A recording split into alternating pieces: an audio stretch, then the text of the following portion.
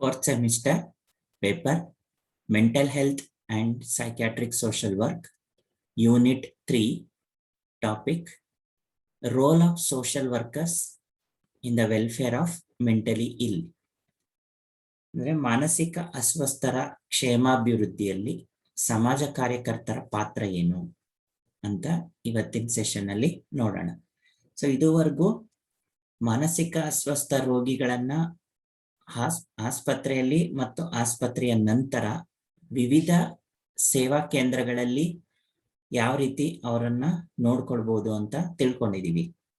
ಇವಾಗ ವೃತ್ತಿಪರ ಸಮಾಜ ಕಾರ್ಯಕರ್ತರು, ಅದು ಮನೋವೈದ್ಯಕೀಯ ಸ್ಪೆಸಿಫಿಕ್ ಆಗಿ ಮನೋವೈದ್ಯಕೀಯ ಸಮಾಜ ಕಾರ್ಯಕರ್ತರು, ಸೈಕ್ಯಾಟ್ರಿಕ್ ಸೋಷಿಯಲ್ ವರ್ಕರ್ಸ್, ಅವರ ಪಾತ್ರ ಏನು ಈ ರೀತಿಯ ಸೇವಾ ಕೇಂದ್ರಗಳಲ್ಲಿ ಅಥವಾ ಆಸ್ಪತ್ರೆಗಳಲ್ಲಿ, ಒಟ್ಟಾರೆ ಮಾನಸಿಕ ಆರೋಗ್ಯ ಕೇಂದ್ರಗಳಲ್ಲಿ ಸಮಾಜ ಕಾರ್ಯಕರ್ತರ ಪಾತ್ರ ಏನು ಅಂತ ತಿಳ್ಕೊಳ್ಳೋಣ.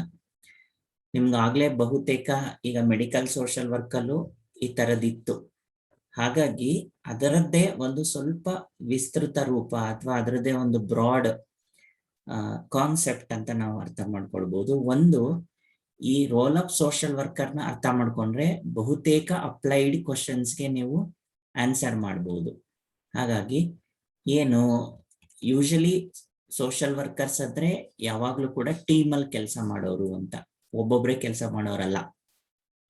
ಅದನ್ನ ಚೆನ್ನಾಗಿ ನೆನ್ಪಿಟ್ಕೊಳ್ಬೇಕು. ಹಾಗಾಗಿ ಸೈಕ್ಯಾಟ್ರಿಕ್ ಸೋಷಿಯಲ್ ವರ್ಕರ್ ಅಂದಿದ ತಕ್ಷಣ ಫಸ್ಟ್ ನಮ್ ಕಣ್ಮುಂದೆ ಬರ್ಬೇಕಾಗಿರೋದು multi disciplinary team. Multi disciplinary team ಅಂದ್ರೆ ನಿಮ್ಗೆ ಮೆಡಿಕಲ್ ಸೋಷಿಯಲ್ ವರ್ಕ್ ಅಲ್ಲಿ ಬೇರೆ ಬೇರೆ ಡಿಪಾರ್ಟ್ಮೆಂಟ್ಸ್ ಅವ್ರು ಇರ್ತಾರೆ. ಬೇರೆ ಜನರಲ್ ಹಾಸ್ಪಿಟಲ್ ಕಲ್ಪನೆ ಮಾಡ್ಕೊಂಡ್ರೆ ಬೇರೆ ಬೇರೆ ಭಾಗಗಳಿಗೂ ಒಬ್ಬೊಬ್ರು ಸ್ಪೆಷಲಿಸ್ಟ್ ಇರ್ತಾರೆ, ಅವ್ರ ಜೊತೆ ಸೇರಿ ಕೆಲಸ ಮಾಡೋದು. ಇಲ್ಲಿ ಸೈಕ್ಯಾಟ್ರಿಕ್ ಸೋಷಿಯಲ್ ವರ್ಕ್ ಅಲ್ಲಿ ಸ್ಪೆಸಿಫಿಕ್ ಆಗಿ ಮಲ್ಟಿ ಡಿಸಿಪ್ಲಿನರಿ ಟೀಮ್ ಅಂದ್ರೆ ಬಹುಶಿಸ್ತೀಯ ತಂಡ. ಅಂದ್ರೆ ಅದರಲ್ಲಿ ಯಾರ್ಯಾರು ಇರ್ತಾರೆ, ಪ್ರಮುಖವಾಗಿ ಸೈಕ್ಯಾಟ್ರಿಸ್ಟ್ ಇರ್ತಾರೆ, ಕ್ಲಿನಿಕಲ್ ಸೈಕಾಲಜಿಸ್ಟ್ ಇರ್ತಾರೆ, ಸ್ಪೆಷಲಿಸ್ಟ್ ಇರ್ತಾರೆ, ನರ್ಸ್ ಇರ್ತಾರೆ, ಸೈಕ್ಯಾಟ್ರಿಕ್ ಕ್ಲಿನಿಕಲ್ ನರ್ಸ್ ಇರ್ತಾರೆ, ಥೆರಪಿಸ್ಟ್ಗಳಿರ್ತಾರೆ, ಬೇರೆ ಬೇರೆ ಥೆರಪಿಸ್ಟ್ಗಳು, marriage therapist, family therapist, creative arts therapist, psychotherapist, behavioural therapist, recreational therapist, play therapist, ಮತ್ತೆ technicians, clergyman, nurse, assistants, attenders, peons, administrators, mental health specialist, researcher, teachers, students, trainees. So ಈ ತರ ಎಲ್ಲ ವಿವಿಧ ಬಗೆಯ ವೃತ್ತಿಪರ ವ್ಯಕ್ತಿಗಳು ಇರ್ತಾರೆ. ಅಂಥವ್ರ ಜೊತೆ ಹೊಂದ್ಕೊಂಡು ಹೋಗೋದೇ ಒಂದು ದೊಡ್ಡ ಸವಾಲಿನ ಕೆಲಸ ಕೂಡ, ಖುಷಿ ಕೊಡುವಂತ ಕೆಲಸ ಕೂಡ.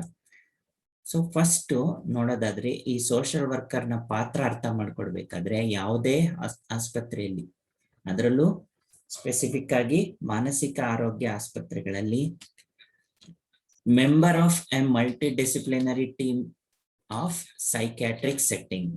ಆಗ್ಲೇ ನಾನು ಹೇಳ್ದಂಗೆ ಅದು ಹಾಸ್ಪಿಟಲ್ ಇರ್ಬೋದು, ಆಸ್ಪತ್ರೆಯ ಹೊರಗೆ day care centre, night care centre, sheltered workshop, halfway homes, occupational therapy unit, rehabilitation centres, mental health units, community based centres, ಎಲ್ಲೇ ಹೋದ್ರೂ ಕೂಡ ಮಲ್ಟಿ ಡಿಸಿಪ್ಲಿನರಿ ಟೀಮ್ ಅಲ್ಲಿ ಒಬ್ಬ ಸದಸ್ಯರಾಗಿ ಮನೋವೈದ್ಯಕೀಯ ಸಮಾಜ ಕಾರ್ಯಕರ್ತರು ಪ್ರತಿದಿನ ಕೆಲಸ ಮಾಡಬೇಕಾಗುತ್ತೆ.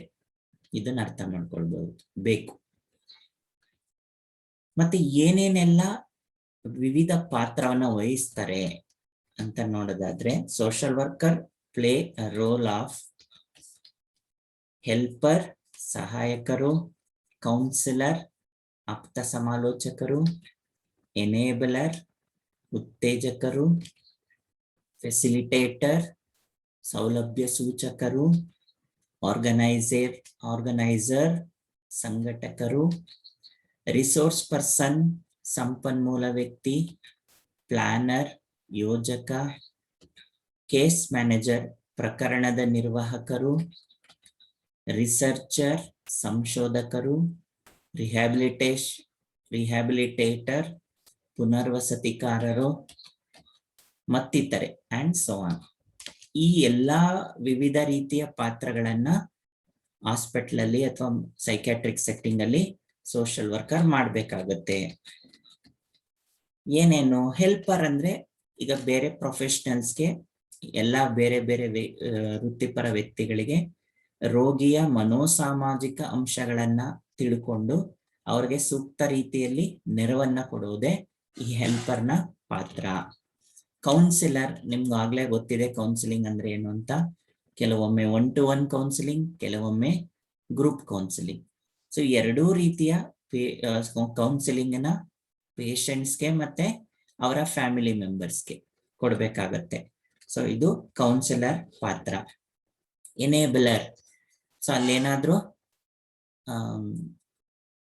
ಕೊರತೆಗಳಿದ್ರೆ ಅದನ್ನ ನೀಗಿಸೋದಕ್ಕೆ ಅಲ್ಲಿರುವಂತಹ ವಿಕಲತೆಗಳನ್ನ ಗುರುತಿಸಿ ಅದನ್ನ ನಿವಾರಿಸುವಲ್ಲಿ ಅವರ ಪಾತ್ರ. ಅದನ್ನ ಎನೇಬಲರ್ ಅಂತ ಕರಿತೀವಿ.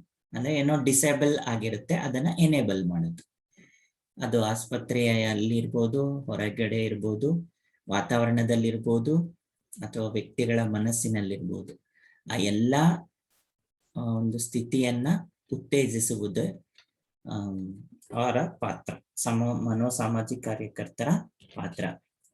ಫೆಸಿಲಿಟೇಟರ್, ಕೆಲವೊಮ್ಮೆ ಒಂದು ಗ್ರೂಪ್ ಥೆರಪೀಸ್ ಆಗಿರ್ಬೋದು, ಗ್ರೂಪ್ ವರ್ಕ್ ಪ್ರಾಕ್ಟೀಸ್ ಆಗಿರ್ಬೋದು, ಕಮ್ಯುನಿಟಿ ಆರ್ಗನೈಸೇಷನ್ ಅಂತ ಸಮಯದಲ್ಲಿ ಒಂದು ಮಿಡಲ್ ಮ್ಯಾನ್ ಆಗಿ ಅಥವಾ ಒಂದು ಗೈಡ್ ಆಗಿ ಎಲ್ಲವನ್ನು ಫೆಸಿಲಿಟೇಟ್ ಮಾಡ್ಬೇಕು. ಒಬ್ರು ಟೀಚರ್ ತರ ಆಕ್ಚುಲ್ ಆಗಿ ಟೀಚರ್ಸ್ ನ ಈಗ ಮಾಡರ್ನ್ ಆಗಿ ಫೆಸಿಲಿಟೇಟರ್ಸ್ ಅಂತ ಕರೀತಾರೆ. ಆ ತರ ಫೆಸಿಲಿಟೇಟರ್ ಪಾತ್ರ ಕೂಡ ಸೈಕ್ಯಾಟ್ರಿಕ್ ಸೋಷಿಯಲ್ ವರ್ಕರು ಮಾಡ್ಬೇಕಾಗುತ್ತೆ. ಅಂದ್ರೆ ಎಲ್ಲಿ ಫೆಸಿಲಿಟಿ ಇದೆ ಅದನ್ನ ಸೂಕ್ತ ವ್ಯಕ್ತಿಗಳಿಗೆ ತಲುಪಿಸುವ ನಿಟ್ಟಿನಲ್ಲಿ ಬೇಕಾಗಿರುವ ಮಾರ್ಗದರ್ಶನವನ್ನ ನೀಡೋದು ಅಂತ. ನೆಕ್ಸ್ಟ್ ಆರ್ಗನೈಸರ್, ಅವರೇ ಒಂದಷ್ಟು ಪ್ರೋಗ್ರಾಮ್ಗಳನ್ನ ಆರ್ಗನೈಸ್ ಮಾಡಬೇಕಾಗುತ್ತೆ. ವರ್ಕ್ಶಾಪ್ಸು, ಸೆಮಿನಾರ್ಸು, ಕಾನ್ಫರೆನ್ಸು, ಟ್ರೈನಿಂಗು, ಇದನ್ನೆಲ್ಲ ಮಲ್ಟಿ ಡಿಸಿಪ್ಲಿನರಿ ಅಪ್ರೋಚ್ ಅಲ್ಲಿ ಇಟ್ಕೊಂಡು ಪ್ರೋಗ್ರಾಮ್ ಇನ್ಚಾರ್ಜ್ ತಗೊಂಡು ಆರ್ಗನೈಸ್ ಮಾಡಬೇಕಾಗುತ್ತೆ.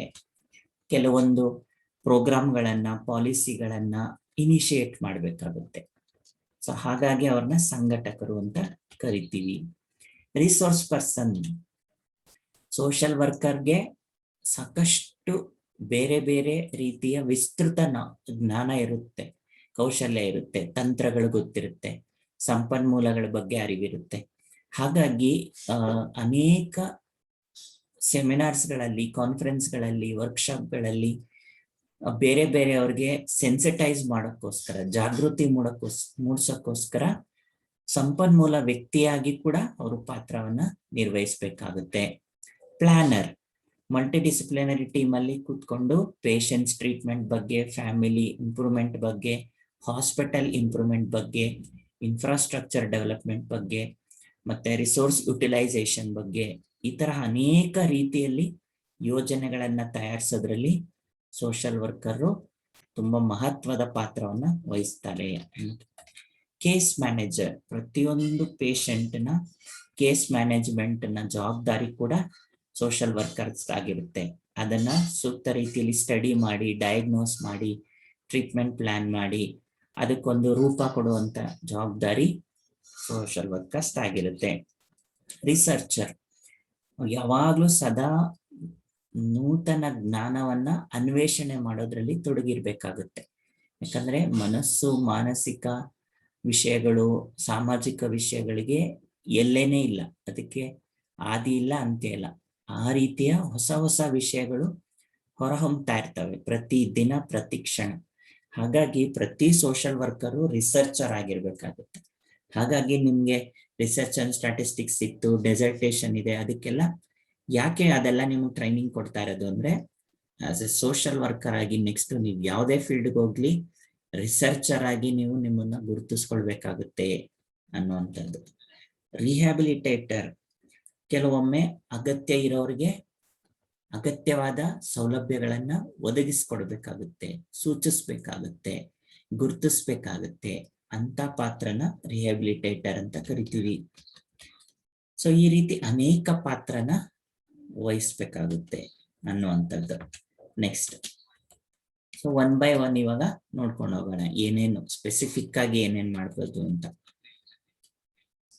First one, collect patients intake and evaluation. ರೋಗಿಗಳ ಬಗ್ಗೆ ಪ್ರಾಥಮಿಕ ಮಾಹಿತಿಯನ್ನು ಸಂಗ್ರಹಿಸುವುದು ಮತ್ತು ಮೌಲ್ಯಮಾಪನ ಮಾಡುವುದು. ಸೊ ಈಗ ಡಾಕ್ಟರ್ಸ್ಗೆ, ನರ್ಸ್ಗೆ ಅಥವಾ ಬೇರೆ ಪ್ರೊಫೆಷನಲ್ಸ್ಗೆ ಅಷ್ಟು ಡೀಟೇಲ್ ಆಗಿ ಏನೇನ್ ಇನ್ಫಾರ್ಮೇಶನ್ ತಗೊಳ್ಬೇಕು ಅಂತ ಅವ್ರಿಗೆ ಟ್ರೈನಿಂಗ್ ಆಗಿರೋದಿಲ್ಲ. ಆದ್ರೆ ಸಮಾಜ ಕಾರ್ಯಕರ್ತರಿಗೆ ಅವರ ಸೈಕೋಸೋಷಿಯಲ್ ಸ್ಟಡಿ ಮಾಡೋದ್ರಲ್ಲಿ ಟ್ರೈನಿಂಗ್ ಆಗಿರೋದ್ರಿಂದ, ಎಕ್ಸ್ಪೋಜರ್ ಇರೋದ್ರಿಂದ ಪ್ರಪ್ರಥಮವಾಗಿ ಪೇಷಂಟ್ ಬಂದಾಗ ಅವ್ರ ಬಗ್ಗೆ ಸಂಪೂರ್ಣ ಮಾಹಿತಿಯನ್ನ ಕಲೆ ಹಾಕೋದು ಮತ್ತೆ ಅದರ ಬಗ್ಗೆ ಮೌಲ್ಯಮಾಪನ ಮಾಡುವ ಪಾತ್ರವನ್ನ ಅವರು ನಿರ್ವಹಿಸಬೇಕಾಗುತ್ತೆ. Second one, formulates treatment plans. ಚಿಕಿತ್ಸಕ ಯೋಜನೆಯನ್ನು ರೂಪಿಸುವುದು. ಆಕ್ಚುಲ್ ಆಗಿ ಮಾನಸಿಕ ರೋಗಿಗಳಿಗೆ ಅತ್ಯಂತ ಅಗತ್ಯವಾಗಿರೋದು ಸೂಕ್ತ ರೀತಿಯ ಚಿಕಿತ್ಸೆ ಸೂಕ್ತ ಸಮಯದಲ್ಲಿ ಮತ್ತು ಸೂಕ್ತ ವ್ಯಕ್ತಿಗಳಿಗೆ. ಇದನ್ನ ಮಾಡಬೇಕಾದ್ರೆ ಸಮಾಜ ಕಾರ್ಯಕರ್ತರಿಂದ ಮಾತ್ರ ಸಾಧ್ಯ. ಯಾಕಂದ್ರೆ ಅವರು ಎಲ್ಲಾ ಡೈಮೆನ್ಷನ್ಸ್ ಅಲ್ಲೂ ಎಲ್ಲಾ ಆಂಗಲ್ಸ್ ಅಲ್ಲೂ ನೋಡೋದ್ರಿಂದ ಸೊ ಅವ್ರಿಗೆ ಸೂಕ್ತ ರೀತಿಯ ಯೋಜನೆಯನ್ನ ರೂಪಿಸಕ್ಕೆ ಸಾಧ್ಯ ಆಗುತ್ತೆ. So in order to develop appropriate plan to give appropriate treatment to the appropriate person, the social worker is the best person to decide about the treatment along with the other professional members in the team. That is why his role is important. Third one, intervenes in crisis situation. ಮುಗ್ಗಟ್ಟಿನ ಸ್ಥಿತಿಯಲ್ಲಿ ಮಧ್ಯಸ್ಥಿಕೆ ವಹಿಸುವುದು. So crisis situation may be due to accidents or some deadly disease or some family emergencies or someone lost their loved ones. So in those situations or suicidal tendency, in those situations it is very much necessary to listen to the patient. So listening is the first step of intervention that is best handled by the social worker. ಈಗ ಯಾವುದೇ ಒಬ್ಬ ರೋಗಿ ಮುಗ್ಗಟ್ಟಿನ ಪರಿಸ್ಥಿತಿಯಲ್ಲಿ ಇದ್ದಾಗ, ಬಿಕ್ಕಟ್ಟನ್ನ ಎದುರಿಸ್ತಾ ಇರುವಾಗ ಅವ್ರನ್ನ ಕೂತ್ಕೊಂಡು ಕೇಳಿದ್ರೇನೆ ಅರ್ಧ ಸಾಲ್ವ್ ಆಗುತ್ತೆ. ಅಂತ ಆಲಿಸುವಂತ ಸ್ಥಿತಿ ಅಥವಾ ಮಾನಸಿಕ ಸ್ಥಿತಿ ಇರೋದು ಸಮಾಜ ಕಾರ್ಯಕರ್ತರಿಗೆ ಮಾತ್ರ. ಹಾಗಾಗಿ ಅವರ ಪಾತ್ರ ಅಗಾಧವಾದದ್ದು ಅಂತ ಹೇಳ್ಬೋದು. Fourth one, helps the mental health professionals and family of patients. ರೋಗಿಯ ಕುಟುಂಬ ಸದಸ್ಯರು ಮತ್ತು ಇತರೆ ಮಾನಸಿಕ ಆರೋಗ್ಯ ವೃತ್ತಿಪರರಿಗೆ ಸಹಾಯ ಮಾಡುವುದು. So social worker is always in the assistance part of the hospital. He will assist to the doctors, nurse and other technicians regarding the patient's condition, and he will also help the family members of the patients to respond to the patient. ರೋಗಿಗಳಿಗೆ ಹೇಗೆ ಸ್ಪಂದಿಸಬೇಕು, ರೋಗಿಗಳಿಗೆ ಹೇಗೆ ಚಿಕಿತ್ಸೆ ನೀಡಬೇಕು ಅನ್ನೋದ್ರಲ್ಲಿ ಸಮಾಜ ಕಾರ್ಯಕರ್ತರು ಒಂದು ಕಡೆ ವೃತ್ತಿಪರ ವ್ಯಕ್ತಿಗಳಿಗೂ ಸಹಾಯ ಮಾಡ್ತಾರೆ, ಇನ್ನೊಂದು ಕಡೆ ಕುಟುಂಬ ಸದಸ್ಯರಿಗೂ ಸಹಾಯ ಮಾಡ್ತಾರೆ. ಅಂತಹ ಪಾತ್ರವನ್ನು ಅವರು ನಿರ್ವಹಿಸ್ತಾರೆ. Next, number 5, conduct interviews with admitted patient members of their family, agencies, staff and collateral contacts. So social worker always has a skill and technique to conduct interview in a planned and a structured manner. How to, when to, where to conduct interview about patients, about their family members. If patient is not responding, he has to conduct interview with his family members, relatives, colleagues, friends, neighbors.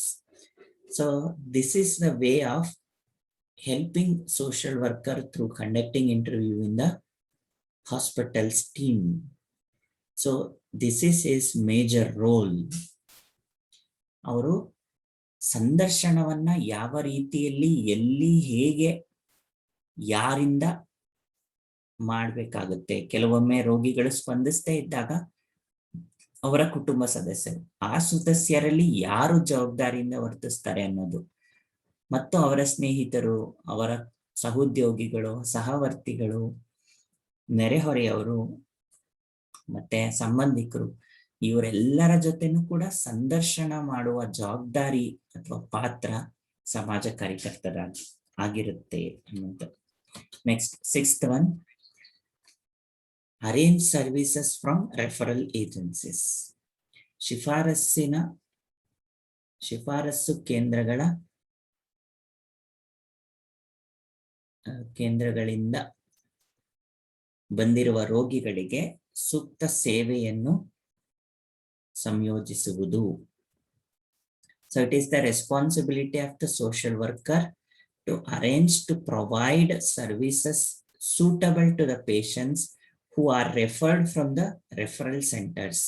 ಬೇರೆ ಬೇರೆ hospital ಇಂದ, ಬೇರೆ ಬೇರೆ centres ಇಂದ, community ಇಂದ, ಬೇರೆ States ಇಂದ, government ಇಂದ ಎಲ್ಲ ರೆಫರ್ ಆಗಿ ಬಂದಿರುವಂತ ಪೇಷಂಟ್ಸ್ಗೆ ಅಥವಾ ಪರ್ಸನ್ಸ್ಗೆ ಏನು ಸೇವೆಗಳು ಬೇಕು ಅನ್ನೋದನ್ನ ಒಂದು ಹಾಸ್ಪಿಟಲ್ ಅಲ್ಲಿ ಇಟ್ಕೊಂಡು ಅರೇಂಜ್ ಮಾಡೋ ಜವಾಬ್ದಾರಿ ಅಥವಾ ಪಾತ್ರನ ಸೋಷಿಯಲ್ ವರ್ಕರ್ಸ್ ನಿರ್ವಹಿಸ್ತಾರೆ. 7th one, review residence of patients and modify social plan of care. So ಕಾಳಜಿ ವಹಿಸುವಾಗ ಅವಶ್ಯಕತೆ ಇರುವ ಸಾಮಾಜಿಕ ಯೋಜನೆಯ ಬಗ್ಗೆ ಸಿದ್ಧಪಡಿಸುವುದು ಮತ್ತು ಮಾರ್ಪಾಡುಗೊಳಿಸುವುದರಲ್ಲಿ ರೋಗಿಗಳೊಂದಿಗೆ ಪುನರ್ ಪರಿಶೀಲಿಸುವುದು. ಈಗ ಇನ್ ಪೇಷಂಟ್ಸ್ ಆಗಿರ್ತಾರೆ, ಕೆಲವರು ಹಾಸ್ಪಿಟಲ್ ಅಲ್ಲಿ ಅಡ್ಮಿಟ್ ಆಗಿರ್ತಾರೆ, ಅಂತವ್ರ ಜೊತೆ ಕೂತ್ಕೊಂಡು ಮಾತಾಡಿ ಅವ್ರಿಗೆ ಸಿಗ್ತಾ ಇರೋಂಥ ಟ್ರೀಟ್ಮೆಂಟು ಅಥವಾ ಅವ್ರಿಗೆ ಸೋಷಿಯಲ್ ಪ್ಲಾನ್ ಅಂದ್ರೆ ಅವರ ಫ್ಯಾಮಿಲಿ ಸಪೋರ್ಟು, ಸೈಕಲಾಜಿಕಲ್ ಸಪೋರ್ಟು ಅಥವಾ ಬೇರೆ ನೆಟ್ವರ್ಕ್ ಸಪೋರ್ಟು, ಆ ಥರದ್ರ ಬಗ್ಗೆ ರಿವ್ಯೂ ಮಾಡುವಂತ ಜವಾಬ್ದಾರಿ, ಪುನರ್ ಪರಿಶೀಲಿಸುವ ಅಥವಾ ಪುನರಾಮರ್ಶಿಸುವ ಪಾತ್ರವನ್ನು ಕೂಡ ಸಮಾಜ ಕಾರ್ಯಕರ್ತರು ಮಾಡಬೇಕಾಗುತ್ತೆ. 8, explains the scope of services to the residents and family as is appropriate. ಕುಟುಂಬದವರಿಗೆ ಸೂಕ್ತವಾಗಿರುವ ಸೇವೆಗಳ ಬಗ್ಗೆ ವಿವರಿಸುವುದು. ಈಗ ರೋಗಿಗಳ ಕುಟುಂಬದವರಿಗೆ ಏನ್ ಅನುಕೂಲ ಆಗುತ್ತೆ, ಯಾವ ರೀತಿ ಎಲ್ಲಿ ಸೇವೆ ತಗೊಂಡ್ರೆ ಅವರ ಸ್ಥಿತಿಗೆ ಸೂಕ್ತವಾಗಿರುತ್ತೆ, ಅನುಕೂಲಕರವಾಗಿರುತ್ತೆ ಅನ್ನೋದ್ರ ಬಗ್ಗೆ ವಿವರಿಸುವ ಜವಾಬ್ದಾರಿಯನ್ನು ಕೂಡ ಅವರು ಹೊತ್ತಿರ್ತಾರೆ. He is in a position to clarify, explain in detail about the available services appropriately to the family members, appropriate to the home of the patients. That is the role of social worker. 9th one, maintain case records and prepare reports. So it is the responsibility of social worker in hospital to prepare records, to prepare reports of their treatment, diagnosis, about their follow-up, case management, about the help taken from the hospital or the services rendered to them, delivered to them, and the effectiveness of those treatment to the patient. These things have to be recorded and properly documented regularly.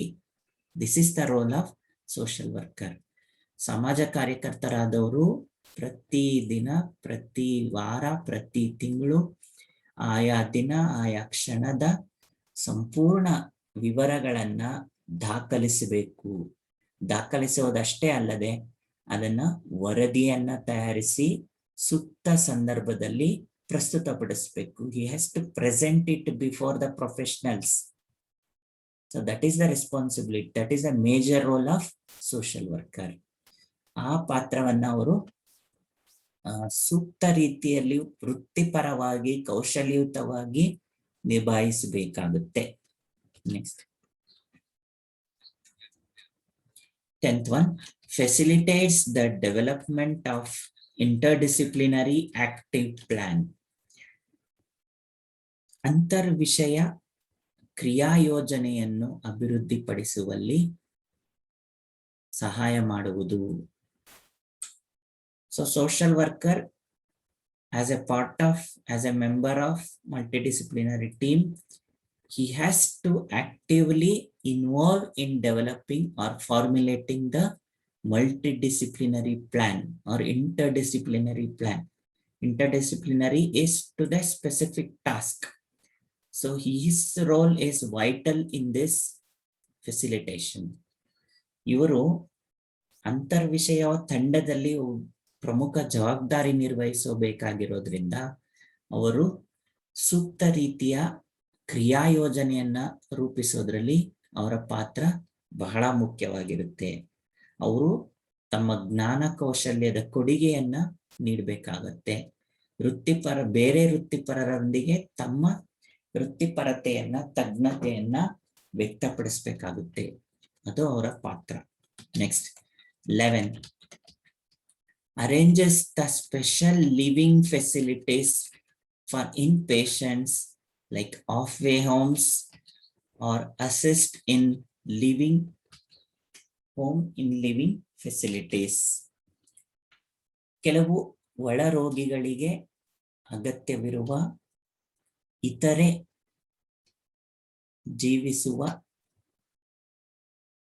ಜೀವಿಸಲು ಅಗತ್ಯವಿರುವ ಸೇವಾ ಕೇಂದ್ರಗಳಲ್ಲಿ ಸೇವೆಗಳನ್ನು ಸಹಯೋಗಿಸುವುದು ಅಥವಾ ಸೇವೆಯನ್ನು ಒದಗಿಸುವ ಜವಾಬ್ದಾರಿ ಇರುತ್ತದೆ. So it is the responsibility of social worker to identify those patients need some other services from the other centers like daycare, halfway homes, sheltered workshop, occupational therapy units, night care center, and so on. So they should be in a position to arrange suitable services to the needy patients to live with dignity in those centers, and they should feel comfortable to get services in those various centers. That is his role. ಆ ಸಮಾಜ ಕಾರ್ಯಕರ್ತರು ಆ ರೋಗಿಗಳು ಅನುಕೂಲಕರವಾಗಿ ನೆಮ್ಮದಿಯಾಗಿ ಇತರೆ ಕೇಂದ್ರಗಳಿಂದ ಸೇವೆಯನ್ನು ಪಡ್ಕೊಳ್ಳೋ ರೀತಿಯಲ್ಲೂ ಕೂಡ ಅವರಿಗೆ ಸೇವೆಯನ್ನ ಒದಗಿಸಬೇಕಾಗುತ್ತೆ. ಅದು ಅವರ ಜವಾಬ್ದಾರಿ ಕೂಡ, ಅವರ ಪಾತ್ರ ಕೂಡ. 12th, contact potential employers to find out about placement possibilities by explaining about the client's situation. ಅರ್ಥಿಯ ಸ್ಥಿತಿಯನ್ನು ಸಮರ್ಥ ಉದ್ಯೋಗದಾತರನ್ನು ಗುರುತಿಸುವುದರ ಮೂಲಕ ವಿವರಿಸಿ ಸೂಕ್ತ ನೆರವನ್ನು ಒದಗಿಸುವುದು.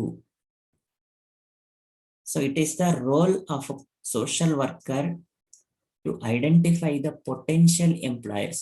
No, means those employers who are willing to stretch their help in providing employment opportunity to the recovered patients who are recovered from mental illness, and extend their social support in giving their dignified living, independent living to those clients.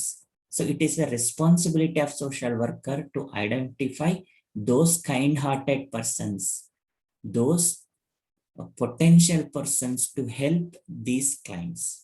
And also he is like a link between the client and the employer. That is his role. ಸಮಾಜ ಕಾರ್ಯಕರ್ತರು ಕೇವಲ ಆಸ್ಪತ್ರೆಯೊಳಗಡೆ ಒಂದು team ಒಳಗಡೆ ಅಷ್ಟೇ ಕೆಲಸ ಮಾಡೋದಲ್ಲ. ಅವರ ಪಾತ್ರ ಇನ್ನೂ ಮುಂದಕ್ಕೆ ಹೋಗಿ ಹೊರಗಡೆ ಸಮಾಜದಲ್ಲಿ ನೆಕ್ಸ್ಟ್ ಅವರ ಕ್ಲೈಂಟ್ಸ್ ನಾರ್ಮಲ್ ಆಗಿ ಜೀವನ ಮಾಡಬೇಕಾದ್ರೆ ಅವ್ರಿಗೆ ಆರ್ಥಿಕ ಸ್ವಾವಲಂಬನೆ ಬೇಕು. ಆ ಆರ್ಥಿಕ ಸ್ವಾವಲಂಬನೆಗೋಸ್ಕರ ಘನತೆಯಿಂದ ಬದುಕೋಕ್ಕೋಸ್ಕರ ಒಂದು ಉದ್ಯೋಗ ಬೇಕು. ಆ ಉದ್ಯೋಗವನ್ನ ಕೊಡುವಂತಹ ಸಹೃದಯ ವ್ಯಕ್ತಿಗಳೆಲ್ಲಿದ್ದಾರೆ, ಅವ್ರ ಹತ್ರ ಅವ್ರನ್ನ ಗುರುತಿಸಿ ಅವ್ರ ಹತ್ರ ಮಾತಾಡಿ ಈ ಅರ್ಥಿಗಳ ಸಿಚುವೇಶನ್ ಎಕ್ಸ್ಪ್ಲೈನ್ ಮಾಡಿ ಅವ್ರಿಗೆ ಕನ್ವಿನ್ಸ್ ಮಾಡುವಂತ ಪಾತ್ರ ಕೂಡ ಸೋಷಿಯಲ್ ವರ್ಕರ್ದಾಗಿರುತ್ತೆ ಅಂತ.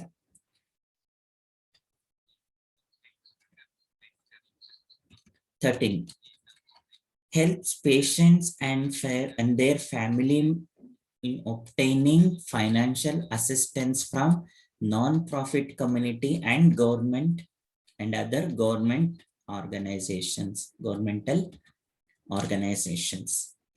ಸರ್ಕಾರ ಮತ್ತು ಸರ್ಕಾರೇತರ ಸಮುದಾಯದಿಂದ ದೊರೆಯಬಹುದಾದ ಹಣಕಾಸಿನ ಸೌಲಭ್ಯಗಳ ಬಗ್ಗೆ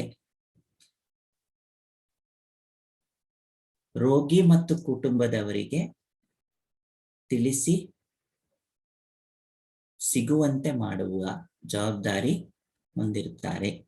So it is the responsibility of social worker to identify the potential financial organizations who are willing to finance or provide loan facilities to do self-employment or to lead their dignified life in the society, identify them and explain them, and if necessary, you should provide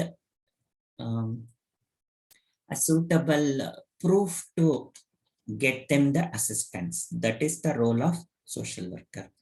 ಕೇವಲ ಚಿಕಿತ್ಸೆ ಅಂದ್ರೆ ವೈದ್ಯಕೀಯ ಚಿಕಿತ್ಸೆ ಅಷ್ಟೇ ಅಲ್ಲ, ಒಂದು ವೇಳೆ ಭವಿಷ್ಯದಲ್ಲಿ ಅವರ ಜೀವನ ರೂಪಿಸಕ್ಕೆ ಹಣಕಾಸಿನ ಸೌಲಭ್ಯ ಬೇಕಾದ್ರೆ ಅದು ಎಲ್ಲಿ ಸಿಗುತ್ತೆ, ಅದು ಯಾವ ಸಂಸ್ಥೆ ಕೊಡ್ತಾರೆ, ಬ್ಯಾಂಕ್ ಕೊಡುತ್ತಾ ಅಥವಾ ಯಾವ್ದಾರ ಹಣಕಾಸಿನ ಸಂಸ್ಥೆ ಕೊಡುತ್ತಾ, ಆ ಸಂಸ್ಥೆಯನ್ನ ಪತ್ತೆ ಹಚ್ಚಿ ಅದನ್ನ ರೋಗಿ ಮತ್ತು ಕುಟುಂಬ ಸದಸ್ಯರಿಗೆ ಪರಿಚಯ ಮಾಡಿ ಒಂದು ಲಿಂಕ್ ಆಗಿ ಕೆಲಸ ಮಾಡುವಂತ ಜವಾಬ್ದಾರಿನ ಸೋಷಿಯಲ್ ವರ್ಕರ್ಸ್ ಹೊಂದಿರ್ತಾರೆ.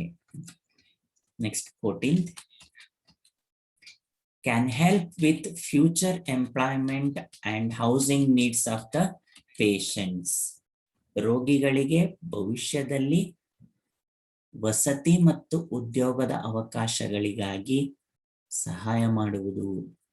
ಸೊ ಕೊನೆಯದಾಗಿ ಸಮಾಜ ಕಾರ್ಯಕರ್ತರು ತಮ್ಮ ಅರ್ಥಿಗಳು ಭವಿಷ್ಯದಲ್ಲಿ ನೆಮ್ಮದಿಯಾಗಿ ಬದುಕಬೇಕಾದ್ರೆ, ಸುಸರ್ಜಿತವಾಗಿ ಸುಖಮಯವಾಗಿ ತಮ್ಮ ಜೀವನವನ್ನ ಬದುಕಬೇಕಾದ್ರೆ ಅವ್ರಿಗೆ ಒಂದು ಉದ್ಯೋಗ ಬೇಕು, ಮತ್ತೊಂದು ವಸತಿ.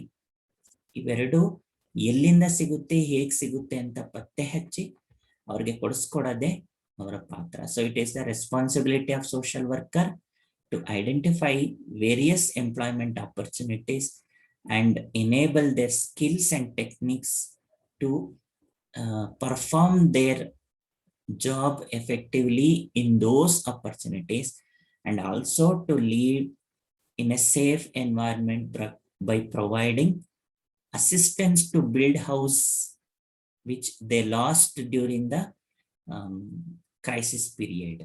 So it is the role of social worker to take care of the entire aspects of entire dimensions of patients and clients in the mental health.